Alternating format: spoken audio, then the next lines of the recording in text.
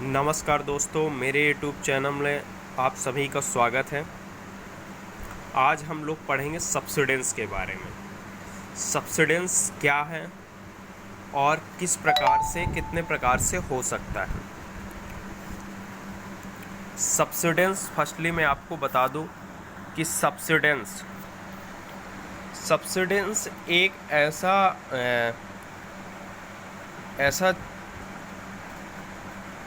कहा जाए कि ऐसा प्रेशर है, ऐसा प्रेशर पड़ने के कारण जो झुकाव बनता है। प्रेशर पड़ने किसी चीज़ में, किसी ब्लैंक स्थान पे प्रेशर पड़ने के कारण जो झुकाव बनता है, उस झुके हुए क्षेत्र को सब्सिडेंस कहा जाता है। जैसे कि किसी सरफेस पर यह हमारा क्या है, एक सरफेस है। किसी सरफेस पर प्रेशर पड़ने पर अगर उस सरफेस के नीचे ब्लैंक स्थान है या फिर वहाँ पे ब्लैंक ना स्थान होने के कारण ज़्यादा प्रेशर पड़ता है, तो वहाँ की जो ज़मीन है वो धंस जाती है। उस ज़मीन को धंसने की प्रक्रिया, वह ज़मीन जो धंस जाती है और इस प्रकार से वहाँ पे गड्ढा बन जाता है, उस चीज़ को अपन बोलते हैं सब्सिडेंस।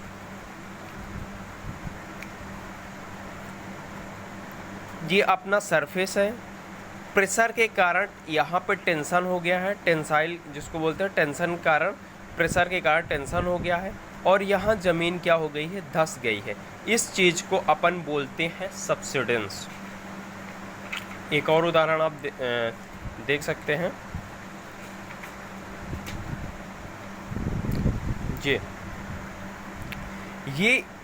ये अपना सरफेस है, ये अपना क्या है, सरफेस में यहाँ पे हमारा क्या, सिर्फ ब्लैंक था। सरफेस के नीचे कुछ भी ब्लैंक होने के कारण, अपन सब्सिडेंस में देखते हैं, ब्लैंक होने के कारण यहाँ हमारा ये सरफेस नीचे की ओर आ गया है। नीचे की ओर प्रेशर पड़ने के कारण नीचे की ओर आ गया है। अब प्रेशर जियोलॉजिकल प्रेशर पर ही पड़ सकता है और इसमें एटमॉस्फेरिक प्रेशर भी पड़ सकता है, कई प्रकार, या फिर पत्थर वहाँ पे हार्ड हो, या फिर अधिक लोड पत्थर और नीचे ब्लैंक स्थान हो। इस प्रकार से ये प्रेशर पड़ने के कारण ये सरफेस नीचे आ जाता है। इस कारण इसको हम सब्सिडेंस बोलते हैं। और ये हमारा क्या कहलाता है, सब्सिडेंस जो होता है हमारे नीचे, यानी हमारे जो कोल सीम या फिर कहा जाए कि नीचे की जो हम बेस है, बेस से जो हमारा एंगल बनता है, उसको हम वर्टिकल एंगल जो रहता है उसको हम क्या बोलते हैं, एंगल ऑफ ड्रॉ। उसको हम क्या बोलते हैं, एंगल ऑफ ड्रॉ। अब अपन कोल सीम में चलते हैं, अंडरग्राउंड कोल माइंस में। ज़्यादातर यह अंडरग्राउंड कोल माइंस में होता है, ओपन कास्ट में नहीं होता है। बहुत ही रेयर केस में ओपन कास्ट में भूमिस्खलन, आपने सुना होगा, भूमिस्खलन हो जाता है, या फिर कहीं रोड दब जाती है रेयर केस में, तो उसमें वो अन्य मटेरियल से रिकवर हो जाता है। अंडरग्राउंड में सब्सिडेंस जो है एक्चुअली में सब्सिडेंस 3 टाइप से हो सकता है। जैसे अंडरग्राउंड में किसी खाली स्थान पर, जैसे गोफ में हो सकता है, या फिर मानव के आने जाने वाले हॉलेज रोड में हो सकता है, और या फिर ऐसे स्थान पे जहाँ वर्किंग चल रही हो, इंजन रखा हो, सब कहा जाए कि स्टेशनों पे हो सकता है। इन सब स्थानों पे सब्सिडेंस हो सकता है। सब्सिडेंस 3 टाइप्स के होते हैं, क्रिटिकल सब्सिडेंस, सब critical subsidence and super critical subsidence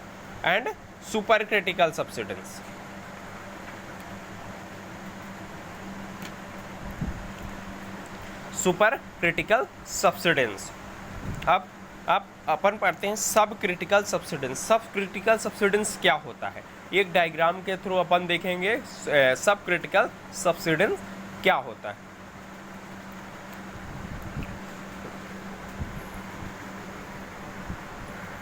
सब क्रिटिकल सब्सिडेंस, आइए अपन देखते हैं सब क्रिटिकल सब्सिडेंस।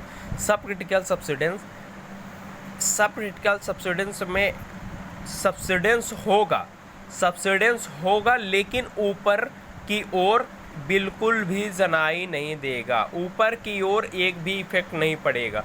सब्सिडेंस अंडरग्राउंड में होगा, सब्सिडेंस होगा लेकिन हमारे स्ट्राटा में, हमारे ऊपर के सरफेस में कोई भी प्रभाव नहीं दिखेगा, उसे बोलते हैं हम सब क्रिटिकल सब्सिडेंस। जिस प्रकार से आप इस डायग्राम में देख रहे हैं, यह हमारा सरफेस है, ये हमारा क्या है, सरफेस। सरफेस में हमारा ये क्या है कि हमारा ये सब्सिडेंस हुआ है, ये हमारा सब्सिडेंस हुआ है, सब्सिडेंस हुआ है, जो कि ये देख रहे हैं, ये आप लेआउट में देख रहे हैं, एंगल ऑफ मैक्सिमम सब्सिडेंस हुआ है ये सरफेस से, इसी का ये अपोजिट डायग्राम है, मतलब ये पूरा, ये हमारा कोल सीम है, कोल सीम है ये। सब क्रिटिकल विड्थ यानी जितने में हमारा सब्सिडेंस हुआ है उसे सब क्रिटिकल सब्सिडेंस जिसको बोलते हैं, सब क्रिटिकल विड्थ है ये हमारे जितने में सब्सिडेंस हुआ है, यहाँ से लेकर यहाँ तक हमारा सब्सिडेंस हुआ है, लेकिन हमारे सरफेस में कोई भी प्रभाव नहीं पड़ा है, हमारे सरफेस में कोई भी इफेक्ट नहीं आता। ये जो हमारा सरफेस का ये जो सब्सिडेंस हुआ है, ये हमारे सरफेस में कोई प्रभाव नहीं डाला है, इस कारण से इसको सब क्रिटिकल सब्सिडेंस कहते हैं।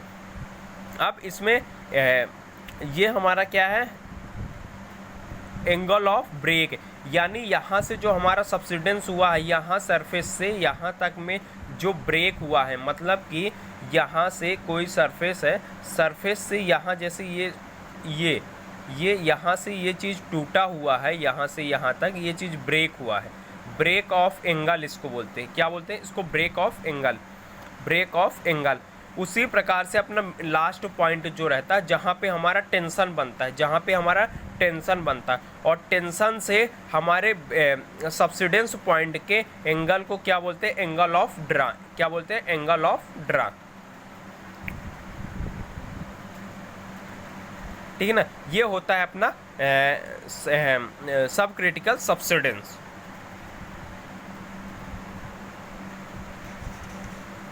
अब अपन आते हैं क्रिटिकल सब्सिडेंस। क्रिटिकल सब्सिडेंस में क्या है? क्रिटिकल सब्सिडेंस ऐसा सब्सिडेंस है जिसमें सब्सिडेंस होगा लेकिन वह बिंदु तक जाएगा, ये मतलब सरफेस के बिंदु तक उसका प्रभाव पड़ेगा। यानी वह क्रिटिकल ऐसा होगा कि सरफेस के बिंदु तक, पॉइंट तक जाएगा, वो प्रेशर एकदम जनरेट करेगा सरफेस के बिंदु तक, बस उसके बाद अगर वह नहीं होता है तो वह क्रिटिकल सब्सिडेंस में आता है।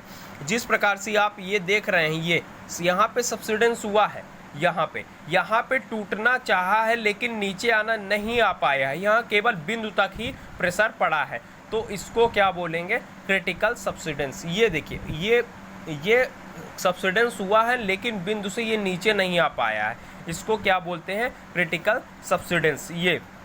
ये हमारा बिंदु तक आया, जैसे कि ये हमारा डायग्राम बना हुआ है, ये प्रेशर पड़ा है और यहाँ से ये नीचे आना चाहिए, इस प्रकार से आना चाहिए, लेकिन ये नीचे नहीं आ पाया, यहाँ से ब्रेक नहीं हो पाया है, तो ये हमारा क्रिटिकल सब्सिडेंस कहलाता है। इसमें भी उसी प्रकार horizontal of draw, angle of draw, जो हमारा ये ब्रेक पॉइंट है, ब्रेक पॉइंट से और हमारा ये angle of draw, angle of break कहलाता है, और सब्सिडेंस पॉइंट से एंगल ऑफ ब्रेक कहलाता है। यहाँ से सब्सिडेंस स्टार्ट हुआ, ये देखिए, सब्सिडेंस से ब्रेक, ये यहाँ तक का हमारा angle of draw, angle of break कहलाता है, और यहाँ से यहाँ तक का हमारा जो एंगल ऑफ ड्रा कहलाता है। अब आगे अपन चलते हैं, ये हमारी कोल सीम है और यहाँ पे हमारा एक्सट्रक्शन हो चुका है, यहाँ पे हमारा क्या है? एक्सट्रक्शन हो चुका है, हमने कोल निकाल लिया, वहाँ पे ये सब्सिडेंस हो रहा है, ठीक है ना। जहाँ पे हमारी कोल सीम निकाल ली जाती है, जहाँ पे हमारा एक्सट्रक्शन हो जाता है, वहीं पे सब्सिडेंस हो जाता है। सब्सिडेंस के लिए काफ़ी खाली जगह चाहिए, मतलब उसकी विड्थ काफ़ी होनी चाहिए। अब अपन आते हैं super critical subsidence. Super critical subsidence ऐसा सब्सिडेंस होता है जिसमें हमारे सरफेस में भी बहुत इफेक्ट पड़ता है, उसको हम लोग बोलते हैं सुपर क्रिटिकल सब्सिडेंस। जैसे कि हमने यहाँ पे आप डायग्राम में देख रहे हैं, यहाँ पे ये 2 पॉइंट है, टेंशन पड़ा है और यहाँ से ये ब्रेक हो गया, यहाँ से ये चीज़ ऐसे हो गई, यहाँ से ये चीज़ सरफेस में ये चीज़ हो गई है, सरफेस में इस तरह हो गया है। ये हमारा क्या कहलाता है, सुपर क्रिटिकल। ये हमारा क्या कहलाएगा, सुपर क्रिटिकल। आप लोग देख रहे हैं ये हमारा ब्रेक, ये मैक्सिमम ब्रेक यहाँ पे हो गया।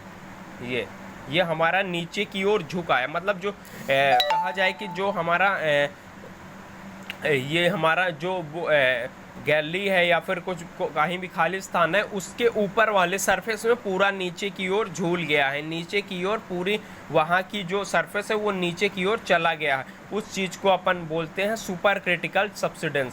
अब इसमें देख रहे हैं एंगल ऑफ ड्रा वही होता है, सब्सिडेंस से लेकर ब्रेक पॉइंट तक एंगल ऑफ ब्रेक होता है, और लास्ट पॉइंट तक जहाँ पे टेंशन रहता है वहाँ से एंगल ऑफ ड्रा होता है। इसको बोलते हैं क्रिटिकल एग्जावेशन, जो क्रिटिकल सब्सिडेंस या सुपर क्रिटिकल विड्थ है। यहाँ से इसमें विड्थ की ज़्यादा लंबाई होती है, तभी ये ऐसा होता है।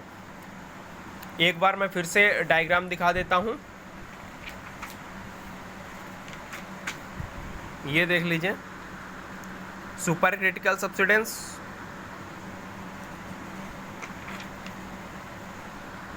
Critical subsidence and super critical subsidence.